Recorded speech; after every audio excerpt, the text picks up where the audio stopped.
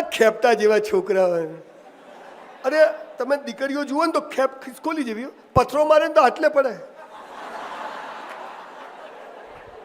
અને કોઈ બી સાહેબ હું આજે 100 દંડ મારું છું, 25. કેટલા જણા અમારી 100 દંડ મારે?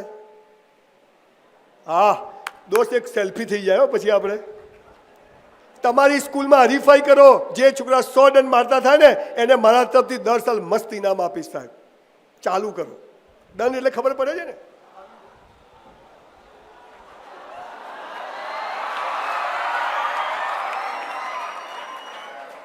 સો દંડ મારો. આ છાતી છે ને મસ્ત હોવી જોઈએ, બટન ખુલ્લા રાખવાના પણ પાસળીઓ ના દેખાતી હોવી જોઈએ. શક્તિશાળી બનો, કોઈને પકડો ને તો છોડો નહીં, આમ બરાબર મજબૂત હોય. આ દફતર કેટલું ભારે છે, તું મરી જા પાર આવે. તું સારા 10 કિલો વજન ના ઉપાડે, તું કામનો શું છે? વિવેકાનંદ શિકાગોની ધર્મ પરિષદમાં લેક્ચર આપીને જ્યારે બહાર નીકળ્યા ત્યારે એક ધોળિયાએ પૂછ્યું કે શું બાવા જેવા કપડાં પહેર્યા છે, સાધુ જેવા, સૂટ બૂટ પહેરો, પર્સનાલિટી પડે. ત્યારે વિવેકાનંદે જરા ચાદર સરખી કરી અને શું કહ્યું? તમારા દેશમાં તમારા કપડાં અને તમારા જૂતા તમારી પર્સનાલિટી નક્કી કરે છે. મારા દેશમાં મારું શરીર ને મારા સંસ્કારો મારી પર્સનાલિટી નક્કી કરે. આપણે એ દેશના લોકો છીએ. આ આપણે ભૂલી ગયા.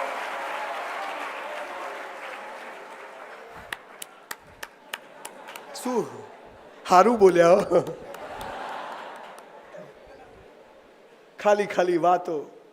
મને વિદ્યાર્થીઓ મળે, સાહેબ તમારું બહુ સાંભળ્યું, તમને મેં તું કરે છું કે મરી જા ના સાંભળતા. મને કસરત કરો દોસ્તો. ઘરે આપણે જીમમાં ન જવું. દોડા કૂદો 1000, 50 બેઠક કરો, 50 દંડ મારો. પગ આ નાક છે ને અહીંયા ઢીચરને અડવું જોઈએ, જમીન પર હુઈ જાઓ તો પગ પાછા. આટલું કરો ને પિસ્તોલ જેવા રહો તમે, એકદમ રેડી. શું છે? ચોથો ધર્મ છે રોજ કસરત કરો. 5મો ધર્મ તમારું દિલ કે ને કરો, બુદ્ધિ કે નહીં. પણ સ્કૂલમાં બધું બુદ્ધિનું વિજ્ઞાન. જુઓ તમને સ્કૂલમાં કેવું શીખવાડે. દાખલો આપો, આ સ્ટેજ બનાવવું હોય તો 100 માણસ હોય 100 દિવસમાં બની જાય, બરોબર? 200 હોય તો કેટલા દિવસમાં બને? 400 હોય તો 800, 1600, 32, 1 લાખ હોય તો 1 મિનિટમાં બની જાય. આ સાલા આવું શીખવાડે આપણને. આમ કરો તો આમ થાય, અલા ના થાય તો થતું હોય એમ થાય. હમણાં હું VR મોલમાં ગયો કાલ રાતે, તે એક છોકરી ઉભેલી. કેમ છે સર? મેં કીધું મજામાં. મને કે સર બાય 1 ગેટ 2 ફ્રી. મેં કીધું એટલે શું? મને કે 1 ખરીદો 2 મફત. મેં તો 2000ની નોટ આપી, કીધું 2 પાછી આપ.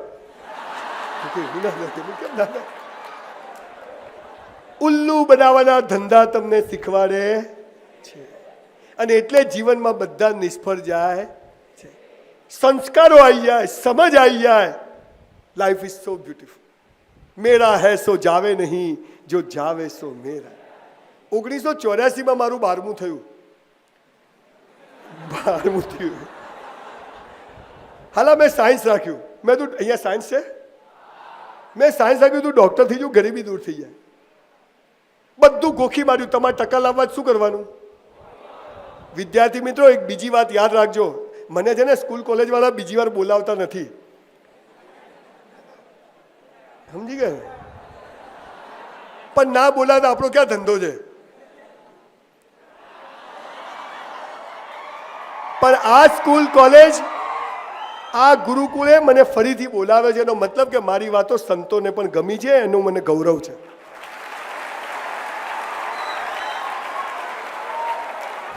અને એમણે મને કહ્યું છે કે સંજયભાઈ તમારે જે કહેવું એ કહેજો, તમે સમજો. એ ચાહે છે કે તમારા સુધી સાચી વાત પહોંચે. એમની મર્યાદાઓ છે, મારી કોઈ મર્યાદા નથી કે હું સંસારી માણસ. તમારી સ્કૂલ કોલેજો તમારી શેની પરીક્ષાઓ લે છે ખબર છે? તમે 1 વર્ષમાં કેટલું ગોખી શકો અને 3 કલાકમાં કેટલું ઉલટી કરો, એનું માપ છે, તમારી હોશિયારીનું માપ નથી. આ યાદ રાખજો. મેં બધું ગોખી માર્યું. Na sodium, K potassium, NH4, H hydrogen, Ag silver, Hg mercury, Cu copper, Cl chloride, Br bromide, iodide, NO2 nitrate, Cl chloride, amino બધું. sin square theta, cos square theta, tan square theta. 450 માંથી 45 mark આયા.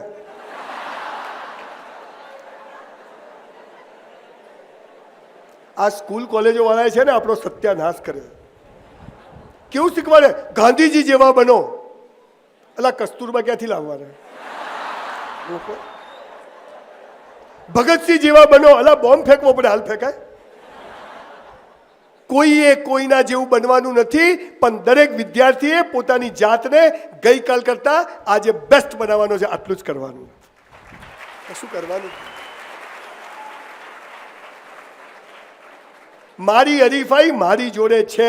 ગઈકાલે રાત્રે seminar કર્યો, એનાથી આજે best થવું જોઈએ. આવતીકાલે મારે આ કોઈની ફિંગરપ્રિન્ટ એક જેવી છે, એક ઝાડ ઉપર બે પાંદડા એક જેવા છે, તો કોઈ કોઈના જેવું થઈ શકે? ડોક્ટર બનો, અલા નથી બનવું. વિદ્યાર્થી મિત્રો, સરકારે જે રીતે રૂપિયા આપી અને મેડિકલ અને એન્જિનિયરિંગ કોલેજો ખોલી છે, ખબર છે? 10 વર્ષ પછી ડોક્ટરો તો ગલીએ ગલીએ ફરતા હશે, ખાંસી ઉધરસ થવાનું. અને એન્જિનિયરો તો લારીમાં સિમેન્ટ લઈને ફરતા હશે. થીગડું મરાવું છે જોજો.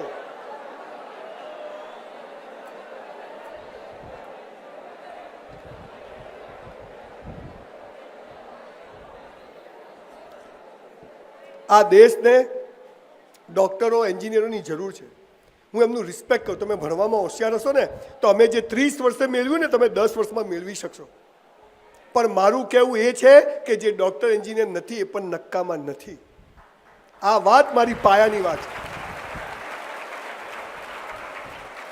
કોઈ એમ ના માનશો કે હું ભણવાનો વિરોધી છું. હું એમ કહું છું ઈશ્વર જે કરે તે સારા. એ 12માની એન્યુઅલ એક્ઝામ 45 માર્ક આવ્યા. મારા પ્રિન્સિપાલ કહેતા પપ્પાને બોલાવી આવો. હાલા પ્રિન્સિપાલે એક જ કામ કે બાપાને બોલાવો. બાપાનું શું કામ? હું જો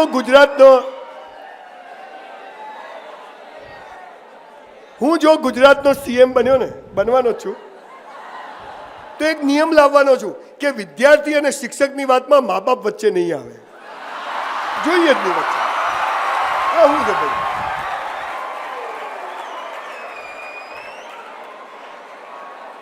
અલા ભારત પાકિસ્તાનમાં અમેરિકાનું કોઈ કોમ ખરું? આપણે ફોડી લેશું બે જણા. પછી 12માની એન્યુઅલ એક્ઝામમાં મારા 19 મિત્રો મેડિકલ એન્જિનિયરિંગમાં ગયા. સંજય રાવલ 54%. કીધું પાસ તો થઈ ગયા. સાહેબ મેં બીએસસી કર્યું, ડૉક્ટર થવાના સપના હતા, પણ મારી બાએ સમજાવ્યું હતું સખત મહેનત કર્યા પછી જે પરિણામ આવે એમાં ઈશ્વર ખુશ છે, માટે એમાં પણ ખુશ રહેવું. મેં બીએસસી કર્યું ખટારા જેવી કોલેજમાં.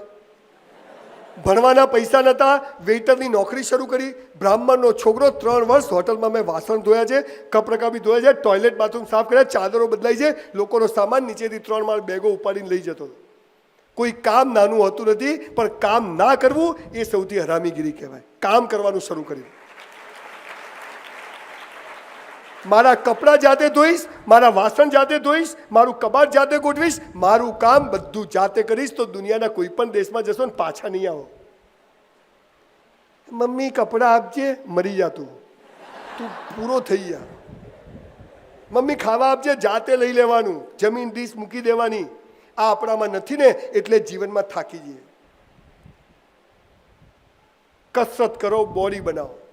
આ મહત્વની વાતની સાથે હું આ બીજી બધી વાતો મને જેમ યાદ આવે એમ તમને કરતો જોઉં. એ બીએસસી કર્યું, ડાયમંડના બિઝનેસમાં ગયો. અમારા પાલનપુરમાં સુરતથી વધારે ડાયમંડનો બિઝનેસ 2 ઘંટેથી શરૂ કરીને 70 ઘંટી સુધી કરી. એવું મોટું નુકસાન થયું કે 10 વાર સુસાઇડ કરવો પડે.